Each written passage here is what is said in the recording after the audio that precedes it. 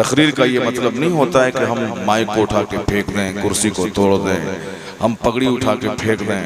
वो एक अदाकारी, एक कलाकारी होती है। असल में तकरीर का मतलब ये होता है कि लोगों तक दीन का सीधा पैगाम पहुंचाया जाए। इसी बहाने लोग सरकार की हदीस सुन लें, आकाए दो जहां अलैहिस्सलाम का पैगाम सुन लें। इसी बहाने लोग कुरान शरीफ की आयतों की तशरीह और तौसीह और तफसीर को सुन लें, यानी अपने दीन को सुन। मजहब इस्लाम ने दीन सुनाने के लिए कई मौक़े का एहतमाम किया है। जरा गौर से सुनिएगा। जुमा के दिन हमारी नमाज होती है और आपकी नमाज होती है, वो नमाज जुमा है। जुमा हफ्ता दिनों के सरदार का दिन होता है। उस दिन में जुमा की नमाज, अहम नमाज, जो लगातार 3 जुमा ना पढ़े अल्लाह उनके दिल पे मोहर लगा देता है, जिस पर जुमा की नमाज फर्ज हो। जुमा की नमाज ऐसी अहम नमाज है कि और नमाजों में तकरीर हो या ना हो, जुमा की नमाज में खुतबा का होना जरूरी है। जैसे हमने ज़ोहर, असर, मगरिब, ईशा की नमाज अदा की, कोई तकरीर, कोई वाज नहीं, गए, अजान हुई, सुन्नत अदा की, फिर जमात खड़ी हुई, नमाज पढ़े, घर चल चले। अगर जुमा के दिन भी जुमा की नमाज के लिए हम मस्जिद गए, सुन्नत पढ़े, 2 रकात फर्ज अदा किए, सुन्नत पढ़े, फिर घर चले आए, नमाज होगी ही नहीं। जैसे बगैर वजू के नमाज नहीं होती है, उसी तरह बगैर खुतबे जुमा की नमाज नहीं होती। चूंकि जुमा की नमाज के लिए खुतबा शर्त है, उसको बिल्कुल कंडीशन कर दिया गया, यानी उसको मशरूत कर दिया गया है जुमा नमाज के साथ। क्यों? 5 वक्त की नमाज चाहे खेत में, खलियान में, जहां भी हो, आदमी अदा कर लेता है। अगरचे जमात से पढ़ना वाजिब है, जो आसानी से जमात में शरीक हो सकता हो, लेकिन कोई खेत में है, मस्जिद नहीं है, वहाँ अकेला तन्हा है, वक्त हो गया, वो वही नमाज पढ़ ले। कोई एयरपोर्ट पे है, जहाज में है, वही नमाज पढ़ ले, ज़ोहर की नमाज। लेकिन जुमा की नमाज हवाई जहाज पे नहीं होती। जुमा की नमाज खेत में एक आदमी नहीं पढ़ सकता। जुमा की नमाज के लिए जमात, इज़्न आम और कई शर्तों का होना जरूरी है। उसी में से एक शर्त है खुतबा जुमा का होना, यानी जुमा का खुतबा होना, चाहे 5 मिनट का, 5 मिनट का, 5 घंटे का, चाहे 5 सेकंड का खुतबा जरूरी है। इमाम खड़े होकर अल्लाह की तस्बीह और तहमीद बयान करें, वही खुतबा है, वो जरूरी है। उसके बगैर जुमा की नमाज नहीं होगी।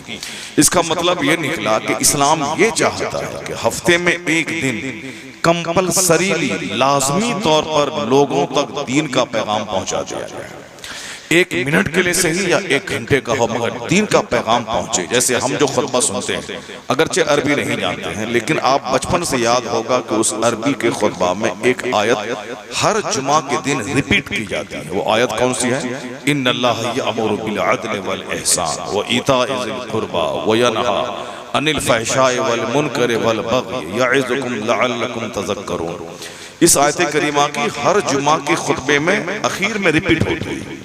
इस आयत के बारे में आया है कि अगर कुरान शरीफ में कोई दूसरी आयत नहीं भी होती, सिर्फ यही आयत होती, तो कुरान के नाजिल होने का जो मकसद था, वो मकसद इस आयत से पूरा हो गया होता।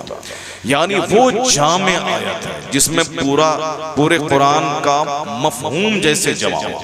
इसलिए जुमा के दिन खुतबा में उस आयत की तिलावत होती है ताकि पूरा पैगाम लोगों तक पहुंच जाए इजमाली तौर पर।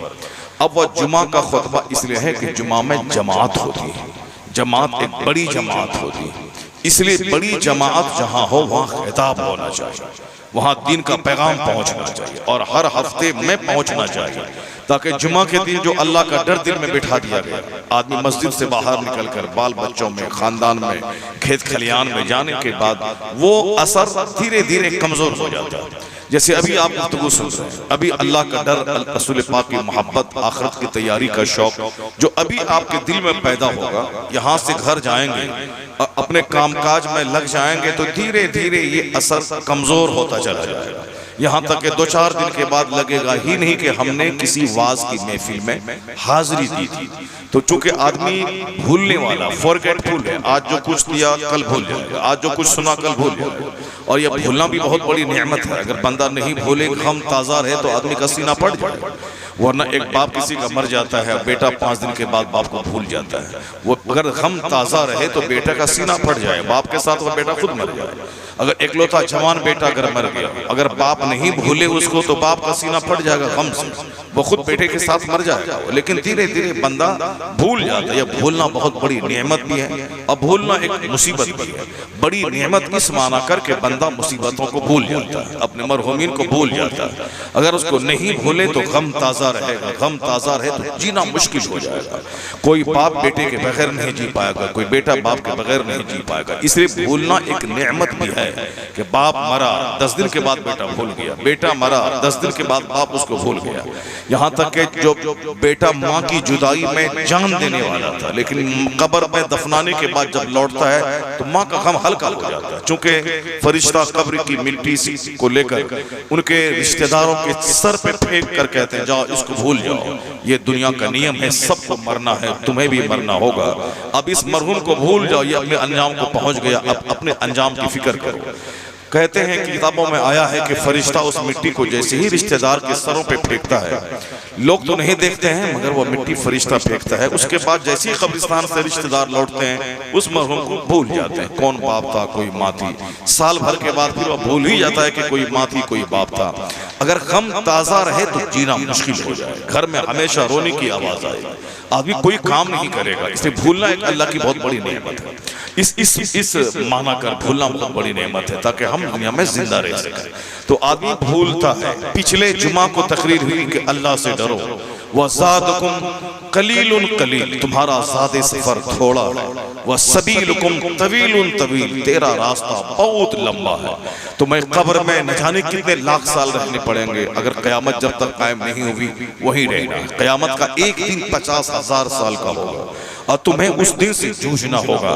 यानी आने वाली सारी मंजिलें तवील हैं। पुल सिरात 500 साल की मुसाफत के बराबर वह पुल है, बाल से ज्यादा बारीक, तलवार से ज्यादा तेज। उस रास्ते से गुजर के ही आगे जन्नत है, वो जहन्नम के ऊपर पुल है, सबको गुजरना पड़ेगा।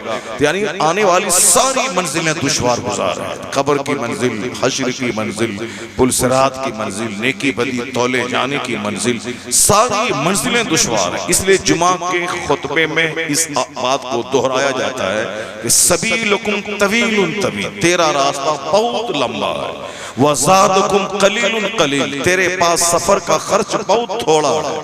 जाना है दिल्ली, 36 घंटे का सफर है। ए भाई ए लड़का बैठो बैठो। एक तो ऐसे ही लोग जलसा को उजाड़े हुआ जहां तहां बैठ करके, तुम भी भागना चाहते हो, बदतमीज कहेगा। जलसा उजाड़ने की चीज है, जलसा आबाद करने की चीज है। ये जन्नत की क्यारी, यहाँ ज्यादा टाइम देने की चीज है ये जलसा, न कि यहाँ से भागने की चीज है ये। जो यहाँ से भागेगा, जो इस जलसे को उजाड़ेगा, मुमकिन है कि उसकी जिंदगी उजड़ जाए, उसकी जिंदगी का सुकून उजड़ जाए। मस्जिद उजाड़ी नहीं जाती, मदरसा उजाड़ा नहीं जाता, जलसे उजाड़े नहीं जाते। मस्जिदें आबाद करने की चीज है, मदरसा आबाद करने की जगह है, जलसा आबाद करने की जगह। जलसे हम जब से हमने मस्जिद मदरसे को उजाड़ा, मेरा दिल उजड़ गया, मेरी जिंदगी उजड़ गई, मेरा घर उजड़ गया।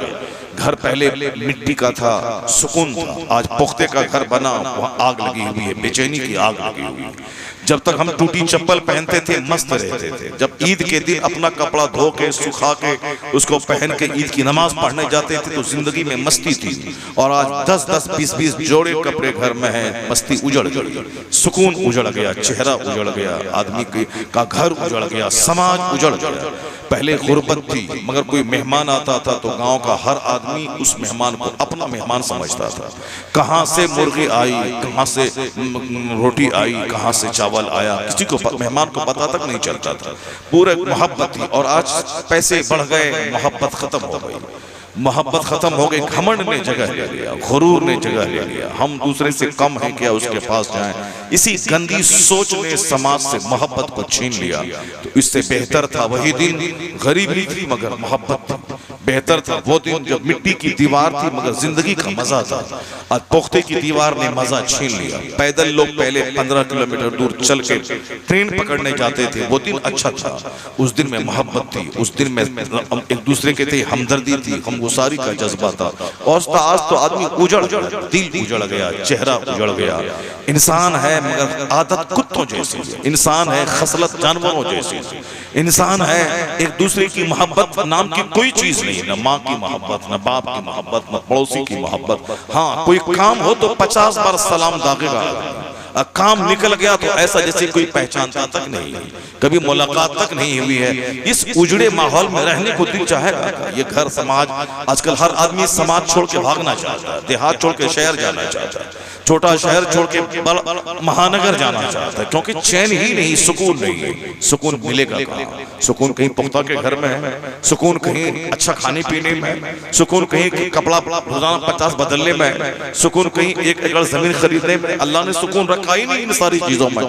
अल्लाह ने सुकून रखा है अला बिज़िक्रिल्लाह तत्मइन्नुल कुलूब।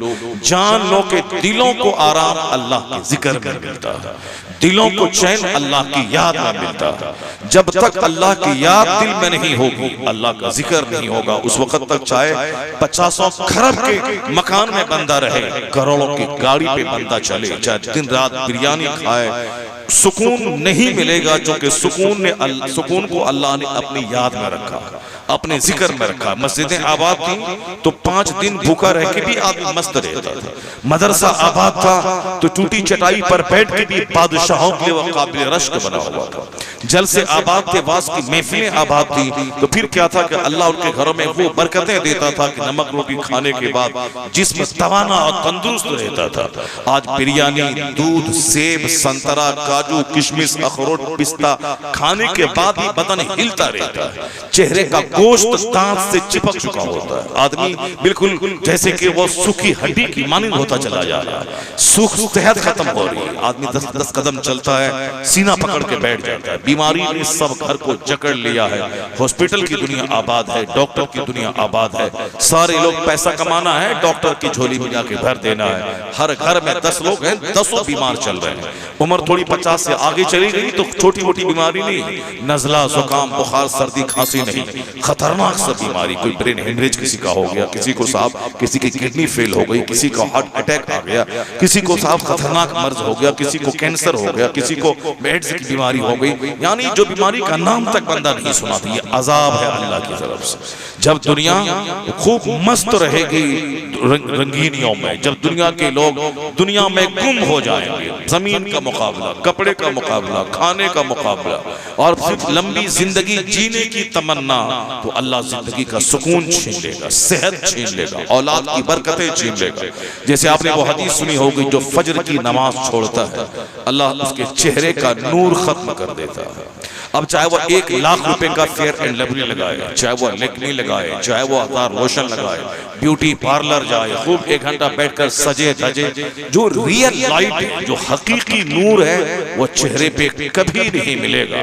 जो मसनूई चीजें हैं खूबसूरत बनाने के लिए, लगाने के थोड़ी देर बाद तक तो अच्छा लगता है चेहरा, उसके बाद धीरे धीरे चेहरा बदनुमा लगता है और इतना बुरा लगता है कि लगाने वाले को खुद नफरत होती है, वो जल्दी से अपना चेहरा पानी से धो लेता है। जिस तरह कोई ज्यादा पाउडर लगा ले, चेहरा जोकरों की तरह लगता है, जैसे कोई चेहरा मसख शुदा कोई तवाइफ अपना चेहरा चमकाने के लिए ज्यादा पाउडर लगा लिया हो और उसके बाद चेहरा उसका और बदरंग हो गया हो। ठीक उसी तरह आज हुस्न जाहिर हासिल करने की कोशिश लोग करते हैं, मगर चेहरा और बदनुमा होता जा रहा है, चेहरा काला होता जा रहा है। जितना ज्यादा वो लोशन लगाता है उतने ही चेहरे पर पॉक्स निकलते जा रहे हैं। गोरी गोरी लड़कियां चेहरे मुहासे और ताने से भरी हुई, गोरा गोरा मर्द है चेहरा काला हो गया, लगता है जैसे कोई चितकबरा चेहरा हो गया।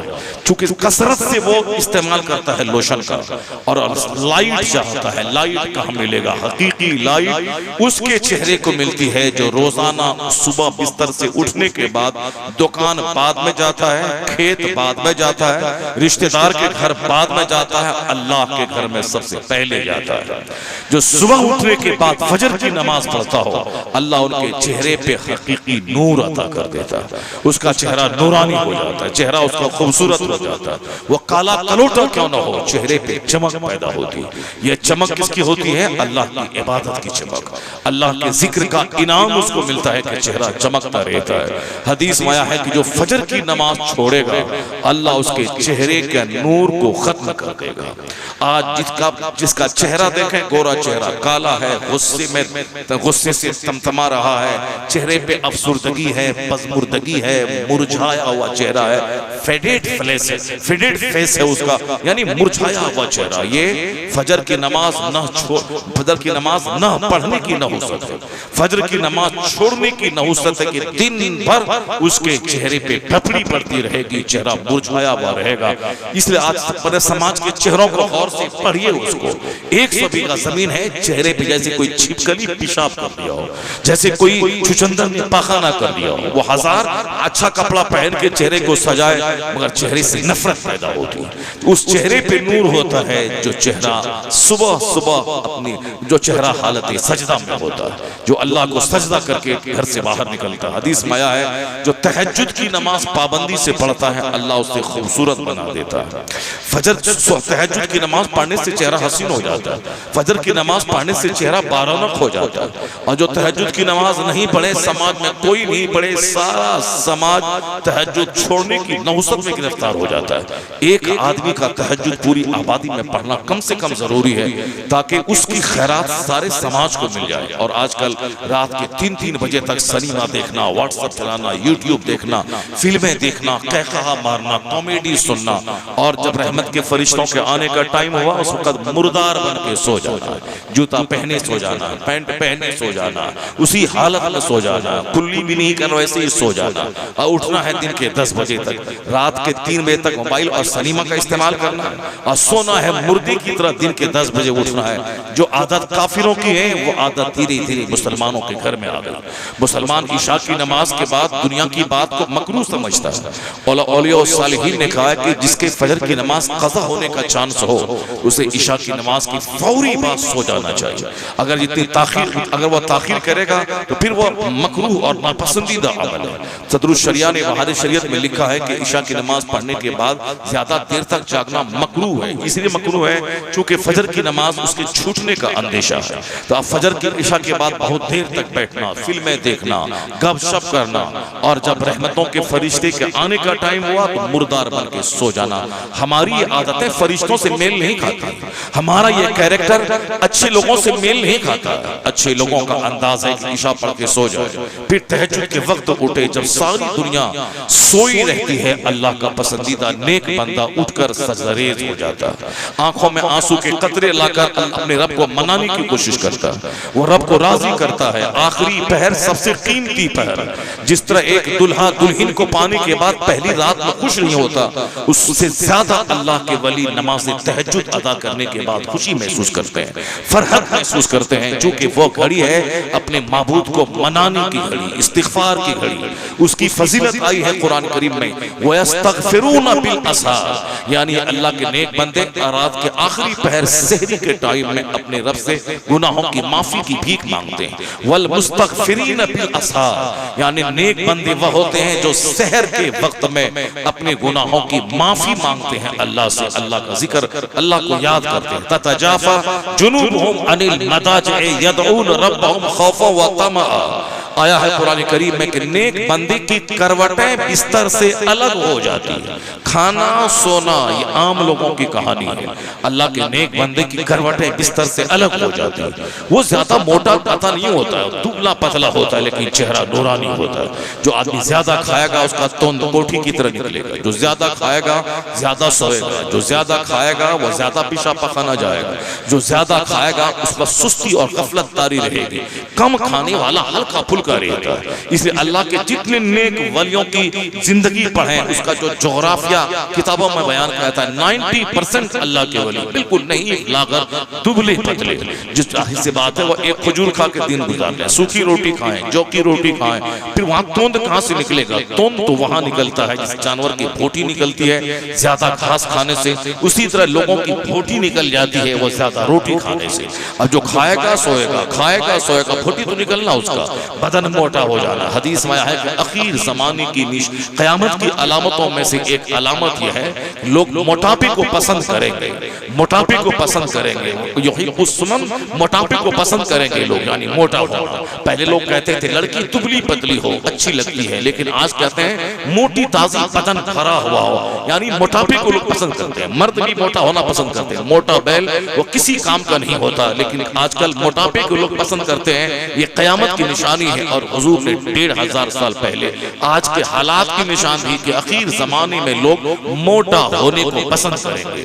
मुदर्रिस भी चाहता है कि मैं मोटा ताज़ा रहूं, इमाम भी चाहता है मैं मोटा ताज़ा रहूं, खतीब भी चाहता है मैं बिल्कुल मोटा ताज़ा रहूं, यानी एक कुर्सी की जगह डबल कुर्सी मेरे लिए लाई जाए, मैं मोटा ताज़ा रहूं। पीर साहब भी चाहते हैं मैं मोटा ताज़ा रहूं ताकि लोग हमको देख पर्सनैलिटी देख करके मुरीद हो जाए, यानी रूहानियत खत्म हो गई। लोग जिस्मानी सजावट पे जोर दे रहे, रूहानियत खत्म हो गई। कुरान क्या कहता है, ततजाफा जुनूबहुम अनिल मदाजिअ यदऊन रब्बहुम खौफन व तमा। अल्लाह के नेक बंदे उनकी करवटें बिस्तर से अलग हो जाती, वह चौंक के उड़ जाता और अपने रब के हुजूर सजरेज हो जाता।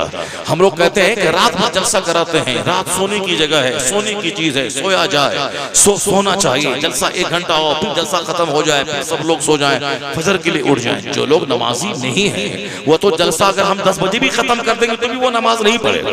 मसला वो 10 बजे खत्म करने का नहीं, मसला है नमाज पढ़ने का, नमाज पढ़वाने का। जो नमाजी है वो तो 4 बजे भी जलसा खत्म हो तो भी वो नमाज पढ़ के सोएगा। जो बेनमाजी है वो 8 बजे ही जलसा खत्म हो जाए तो भी वो नमाज नहीं पढ़ेगा। लेकिन चूंकि एक चीज, एक प्लेटफॉर्म है जलसा दीन पहुंचाने का, मदरसा उजड़ गया, जुमा का खुतबा भी हमारा उजड़ गया। लोग उस वक्त आते हैं मस्जिद में जब उर्दू की तकरीर खत्म होने वाली होती है और गए चोंच मारा और सलाम फेरा मस्जिद से भाग गए। ईदैन का खुतबा लंबा होना चाहिए, लेकिन वहाँ खुतबा लंबा क्या सुनेगा, सलाम फेरा, ईदगाह में जिलेबी खरीद रहा है, भाग रहा है। जब ईदगाह की महफिलें उजड़ गई, जुमा का खिताब लोग सुनना नहीं चाहता, मदरसे में लोग नहीं जाते, खानकाहों में सिर्फ तावीज़ गंडे के लोग जाते हैं। खानकाह का मतलब है कि लोग दीन सीखने वहां आते थे। पहले बल्ख का बादशाह मुज़फ्फर बल्खी दीन सीखने खानकाह है मखदूम बिहार में पहुंच गए। हुजूर मखदूम सिन्ना ने ईरान की बादशाह छोड़ करके हुजूर मखदूम अलाउल्लाह कंडवी की बारगाह में आ गए। बादशाह छोड़ कर खानकाहों में लोग आते थे, जो कि रोटी खाते थे, रात भर सजदा करते थे, तो साइमुत तहर रहते थे, यानी जिन 5 दिनों में रोजा रखना हराम है उसके अलावा सारा साल रोजा रखते थे। रोजा रखकर नफ्स को मारना, नफ्स का गुरूर तोड़ना, जो बादशाहत का घमंड है उसको निकालना, खिदमत करना, लंगर में खाना बनाना, मेहमान की खिदमत करना, खानकाह में झाड़ू लगाना, बादशाह छोड़ के झाड़ू लगाना ताकि नफ्स मिट जाए, घमंड और गुरूर खत्म हो जाए। जब ये नफ्स जब तक मोटा रहता है अल्लाह की मार्फत का नूर इसमें नहीं आता, और जब ये नफ्स कुचला जाता है तब अल्लाह की मार्फत का नूर यहाँ आता है। जब बंदा अपने आप को कुछ नहीं समझता है तब वहां मार्फत के जलवे नजर आते हैं, तब अल्लाह रब्बुल इज्जत की मार्फत का नूर उसमें चमकता है। और जब तक है कि मैं भी कुछ हूं, जब तक घमंड है तब तक राह सुलूक उसके लिए बंद है, तसव्वुफ का दरवाजा उसके लिए बंद है। वो जोगियों और पंडितों की तरह वो साफ कमर तक बाल रखे औरतों की तरह हाथ में कमंडल ले, पीला कपड़ा पहन ले, काला कपड़ा पहन ले, और हाथ में साफ लोहे का कड़ा पहन ले, पांव में जंजीर पहन ले, और धोस जमाए कि हम दुनिया छोड़ने वाले लोग हैं। वो नुमाइश है, दिखावा है, और अंदर को बाहर से क्या मतलब है। उसी तरह जो शख्स कुरान हदीस पे नजर नहीं रखेगा वो चाहे 1000 रहे मगर मार्फत का दरवाजा उसके लिए बंद रहेगा। दरवाजा उसके लिए खुलता है जो अपने आप को दुनिया का सबसे बड़ा मुजरिम समझ लेता है, जो सबसे बड़ा गुनहगार जहां समझा वहीं से मार्फत के दरवाजे खुलते हैं। हमको मिटाने के लिए बादशाह झाड़ू लगाते थे, हमको मिटाने के लिए बादशाह मेहमान की खिदमत क्या करते थे। तो खानकाहें थी जौ की रोटी खाने की जगह, खानकाहों में पीरो मुर्शिद की मजलिस लगती थी सुबह और शाम, मलफूजात गरीब नवाज, मलफूजात महबूब इलाही, मलफूजात ख्वाजा बाबा फरीदुद्दीन शकरकंद की जो मलफूजात का मजमुआ है। ये मजमुआ क्या है, उनकी महफिल सजती थी, मुरीद आते थे, 1 घंटे की महफिल होती थी, हदीस कुरान का चर्चा, हदीस कुरान की बातें होती थी। उनका खादिम उस मजलिस की सारी बात नोट कर लेते थे, फिर सारी मजलिसों की बातों को नोट करके उसकी तबात की शक्ल में वो आती थी। और लोग आज हम लोग पढ़ते हैं कि फला मजलिस में गरीब नवाज ने क्या कहा, फला मजलिस में महबूब महबूब इलाही ने क्या कहा, फला मजलिस में मखदूम उस्मान हारून ने क्या कहा, अपने मुर्शिद की बातों को कोट किया, उसको रिकॉर्ड किया गरीब नवाज ने, गरीब नवाज की बातों को कोट किया, रिकॉर्ड किया। उनके मुरीद नाइब गरीब नवाज कुतुबुद्दीन बख्तियार काकी ने उनके गरीब नाइब गरीब नवाज की महफिल की बातों को कोट किया, बाबा फरीदुद्दीन ने उनकी महफिल की बातों को कोट किया, महबूब इलाही ने। आज तक हमारे पास वो सिलसिला महफूज है खानका का। मतलब दीन की बात सुबह होगी, शाम होगी, वहां जो की रोटी खिलाई जाएगी, रात रात भर नमाज पढ़वाया जाएगा, सीने का सारा जंग साफ किया जाएगा। आज कहाँ है ऐसी खानका? खानका उजड़ गई। सिर्फ बाप दादाओं के मजार के नाम पे पेट पालने का कारोबार चल रहा है। कहीं चादरें बेची जा रही है, कहीं फूल बेचा जा रहा है। जाहिर सी बात है, जब उसके पास इल्म नहीं होगा वो किताब क्या लिखेगा? वो तो किताब बेच के खाएगा, वो चादर बेच के खाएगा, फूल बेच के खाएगा।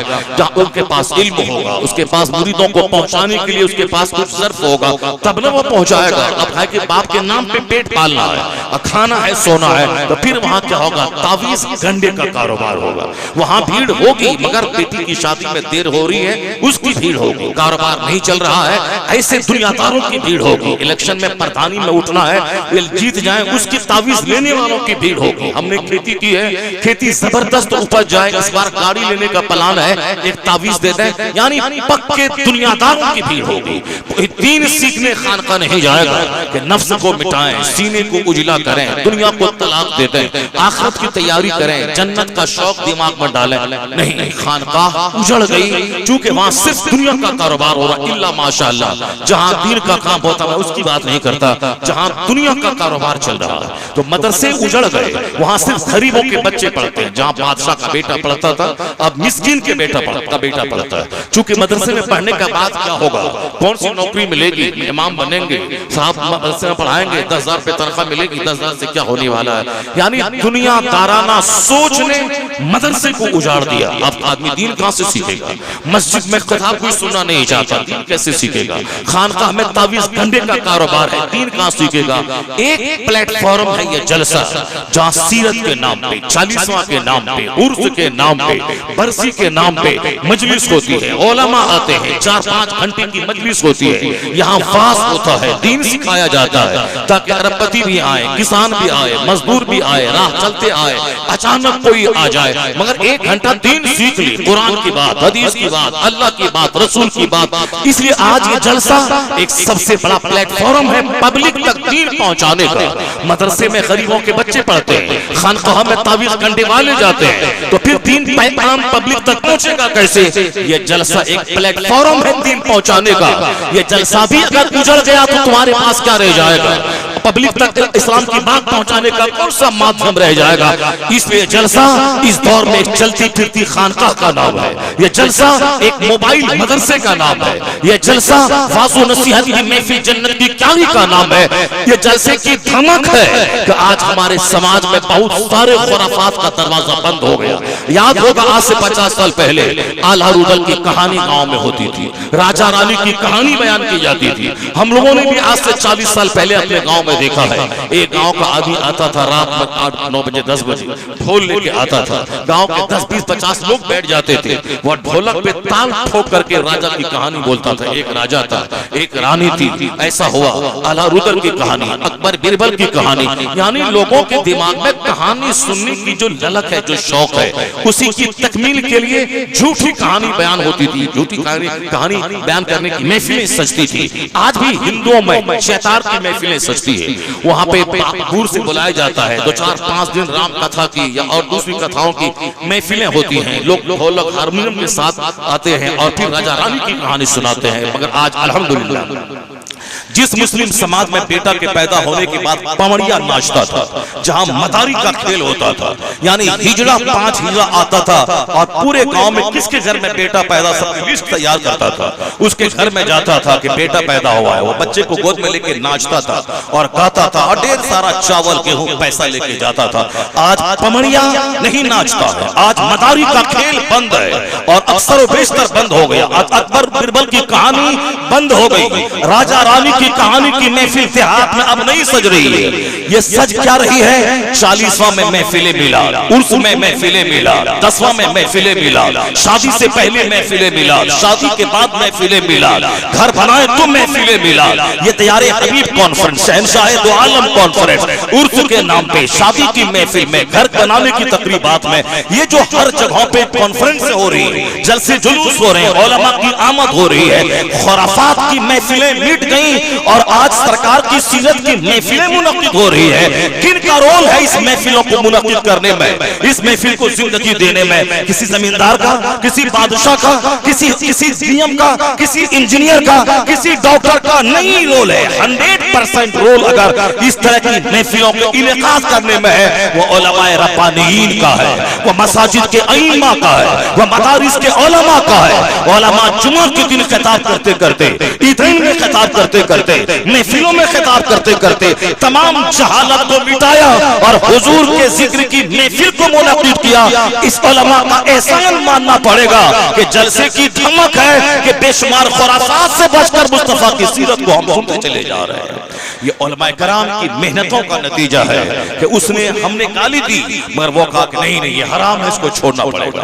पहले जमींदार अपने बेटे की शादी में रंडियों को नचवाता था, पहले गांव का जमींदार अपने बेटे की शादी में हिजों को नचवाता था। आज भी कहीं कहीं वो नाच है और उसी की ख्वाहिशात की तकमील में आदमी आज डीजे बजाता है। मगर एक धमक है उलमा का, एक धमक है हराम और हलाल कहने की बात का, एक धमक है जुमा के खिताब का। जिसके यहाँ वाज नहीं है, जिसके यहाँ समझाना नहीं है, जिसके यहाँ समझाना नहीं है, वहां तो ऐसी खुराफात है कि ज़िना नाम की चीजें फैशन हो गई है। एक बीवी है, 5 भाई है, पांचों भाई उस बीवी का इस्तेमाल करते हैं और फिर उस पर कोई उसको मलामत भी नहीं कि मैं कोई बुरा काम कर रहा हूं। जहां वाज नहीं है वहां बाप मां को मारना है, जहां वाज और नसीहत नहीं है वहां ज़िनाकारी चरम सीमा पे है, वहां बेपर्दगी आम है, वहां शौहर के सामने उसकी बीवी से दूसरा फायदा हासिल करता है। वहां जहां वाज नहीं, अल्हम्दुलिल्लाह जहां वाज है वहां काफिरों की तरह शराब नोशी नहीं है। मुस्लिम समाज में शराब है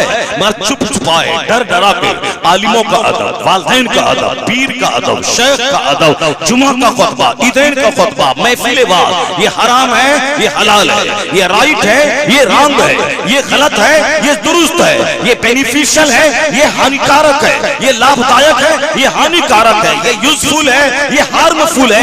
ये जो उलमा बयान करते हैं ये हराम, ये हलाल, ये जायज, ये नाजायज, ये दुरुस्त, ये नादुरुस्त, ये गलत, ये सही, ये राइट, ये रॉन्ग, ये उलमा के खिताब की धमक है कि यहूदियों के मुकाबले में हमारे यहाँ गुनाह कम है, नसरानी के मुकाबले में हमारे यहाँ गुनाह कम है, गैर मुस्लिमों के मुकाबले में हमारे यहाँ गुनाह कम है, मुशरिकों के मुकाबले में हमारे यहाँ गुनाह कम है। लेकिन धीरे धीरे हम जो आलिमों को की इज्जत अपने दिल से निकाल रहे हैं, हम आलिमों के वकार को मजरू कर रहे हैं, आलिमों को चंद टका कमाने वाला समाज का एक गैर जरूरी हम फर्द समझ रहे हैं, ना उसको बेटी दे रहे हैं, ना उसको सम्मान दे रहे हैं। जब आलिमहीन समाज में नहीं रहेंगे फिर क्या होगा?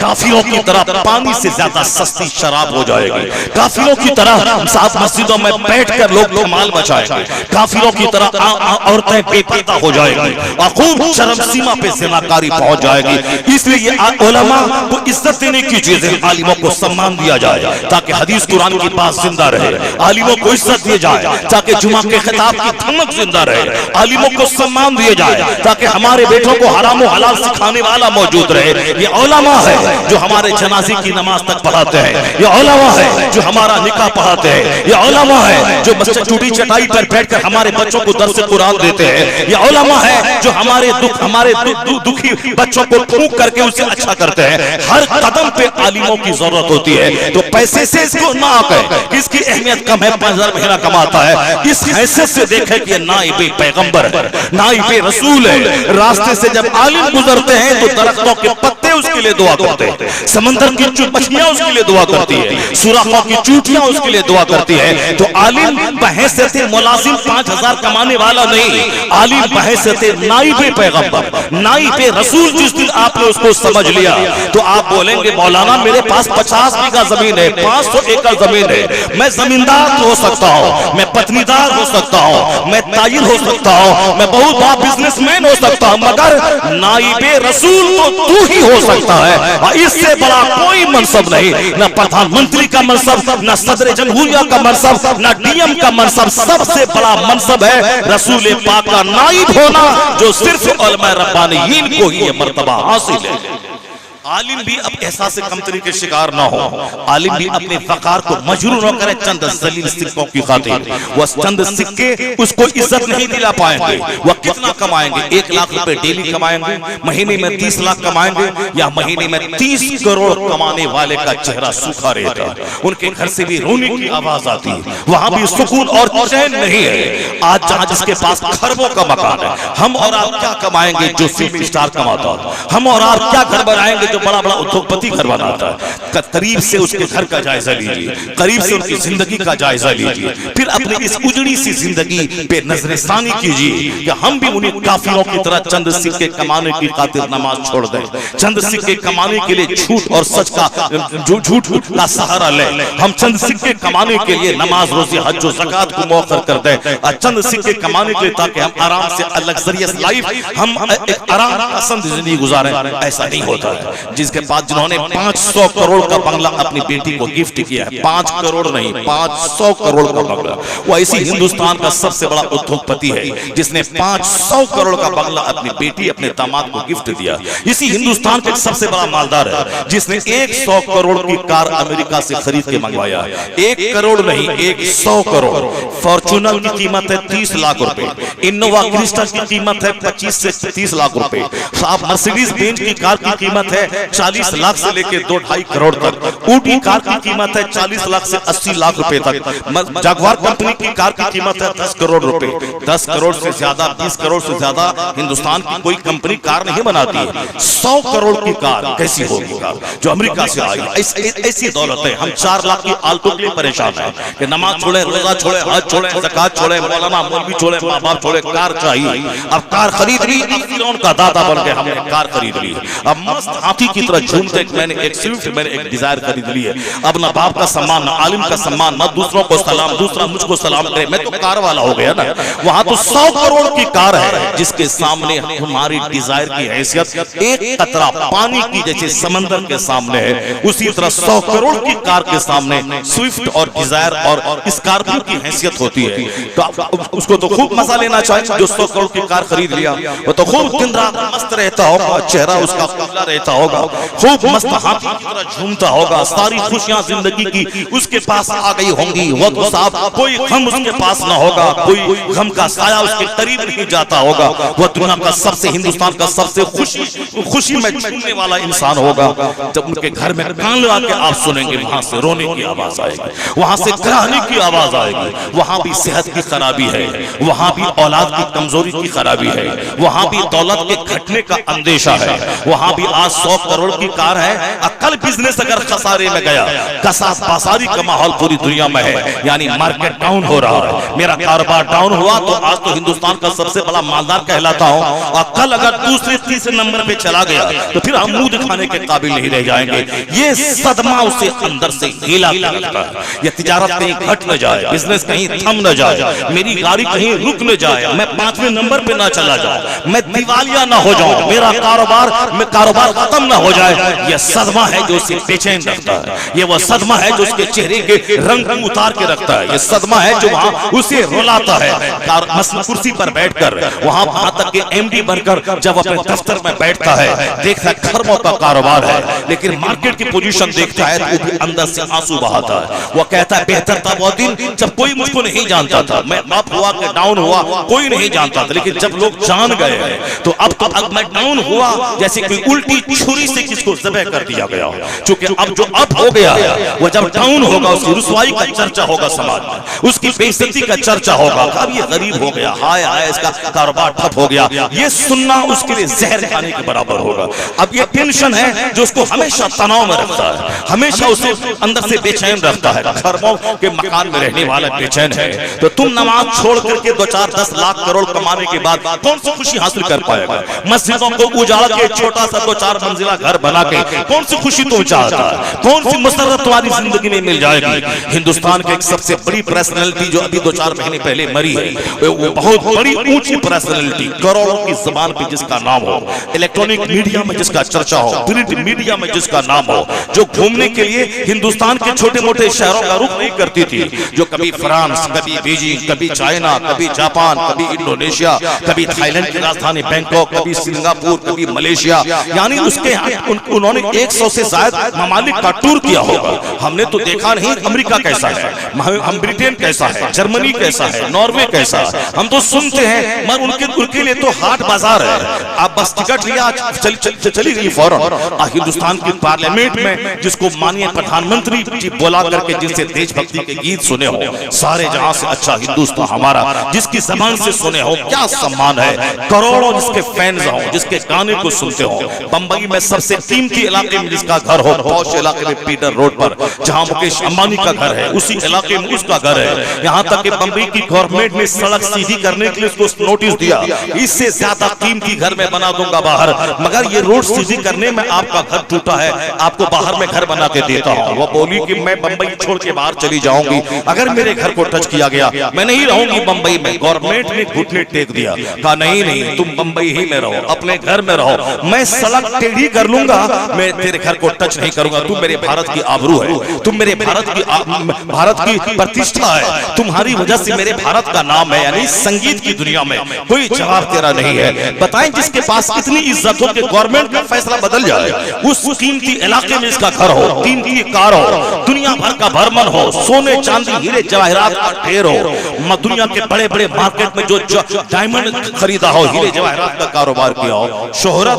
दौलत, इज्जत, मकान, सब कुछ उसके पास है। लेकिन आज से 10 साल पहले जब द टाइम्स ऑफ इंडिया वाले ने इंटरव्यू उससे लिया, हाउ डू यू फील, कैसा आप महसूस कर रही है इतनी दौलतों और शोहरत के ढेर पर बैठकर, उनका जवाब सुनिए, my dreams could not be fulfilled, मेरा बच्चा गुटखा खा के खाने में मस्त है, ये साफ कान में वायर ठूस के रात के 3-3 बजे तक वो दहलीज पर बैठकर गाना सुनने में मस्त है। और अगर थोड़ा पैसा कमाने का जुनून उतरा, दिल्ली पंजाब गया, 2-4 ठेकेदारी की, वहां से पैसा कमा के लाया, आल्टो खरीदा, छोटा सा घर बनाया, अब उसी में मस्त है कि मैंने मेरी जिंदगी कामयाब हो गई, मैं सक्सेसफुल हो गया, मैं बहुत बात तीर मार लिया, मेरा बाप मजदूर था और मैंने 7-5 लाख का मकान बना लिया, मैंने शेड को हटाया, छत डाल दिया, मिट्टी की दीवार हटाई, मैंने पुख्ते की दीवार दे दी, पिलर दे दिया, 4 मंजिला घर बना लिया।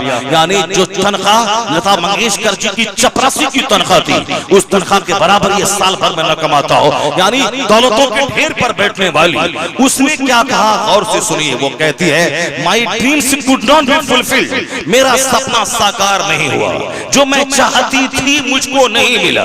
शोहरत, दौलत, दुनिया भर के ममालिक का सफर, इज्जत, अखबारात में दिन रात चर्चा, इसके अलावा और क्या चाहिए। ये तो झारखंड और बिहार में थोड़ा सा पैसा होता है किसी आम आदमी को, तो वो बोलता है कि मुझको 10 लोग जाने, कौन सा रास्ता होगा। अब 10 कंबल बांटें, फोटो खींच लें, व्हाट्सएप पे डाल दें, ताकि लोग जान जाए कि फला साहब ने लॉकडाउन में 10 गरीबों को कंबल बांटा था, उन्होंने राशन की टुकड़ा, राशन की पोटली बांटी थी। अब नहीं कुछ तो ये सब पोटली बांट के व्हाट्सएप पे नाम डालना, नहीं कुछ तो अब नाम कैसे होगा, दौलत तो है, मकान तो है, लोग कैसे जानेंगे। तो जलसे का पोस्टर छपाने में कितना खर्चा लगेगा, 20,000 रुपए। मदरसे वाला बोलता था मेरा नाम उसमें डाल देना, मैं पैसा देता हूँ। अब 20,000 दिया, पोस्टर मल्टी कलर का छपा दिया गया, मदरसे वाले को एक पार्टी मिल गई, अब उसका नाम हो के न हो वो जाने, वो भी खुश होगा कि मेरा नाम बिल्कुल राउंड में छप गया, 5,000 लोग जलसे में आएंगे, सब जानेंगे कि इनके ताउन से जलसे का पोस्टर छपा है। यानी शोहरत पाने के लिए आदमी क्या क्या ट्रिक नहीं अपनाता, कैसे कैसे कौन सा काम नहीं करता है, गिरी से गिरी हरकत, बड़ी से बड़ी हरकत का डालता है। और जो शोहरतों के ढेर पे बैठे, वह बोलती है कि मेरा सपना साकार नहीं हुआ। जो दौलतों के खजाने पे बैठी, वह बोलती है मेरा सपना साकार नहीं हुआ, my dreams could not be fulfilled, मेरा सपना साकार नहीं हुआ, मैं जो चाहती थी मुझको नहीं मिला। मैं कितनी अपनी फिल्में देखूं, मैं कितने अपने गाने सुनो, जिस दिन पार्टी फंक्शन घर में होता है थोड़ा अच्छा लगता है, और जब लोग चले जाते हैं तो फिर दीवारें काटने दौड़ती हैं, तन्हाई में दम घुटने लगता है। अब पूछा गया आखिरी ख्वाहिश क्या है आपकी, वो बोलती है I like to live this world, मेरी आखिरी तमन्ना है कि मैं दुनिया को छोड़ के चली जाऊं, मैं जल्दी से मैं मर जाऊं, मेरी तमन्ना है, मैं पसंद करती हूं दुनिया छोड़ जाऊं, मुझे मौत आ जाए, मैं मरने को लाइक करती हूं।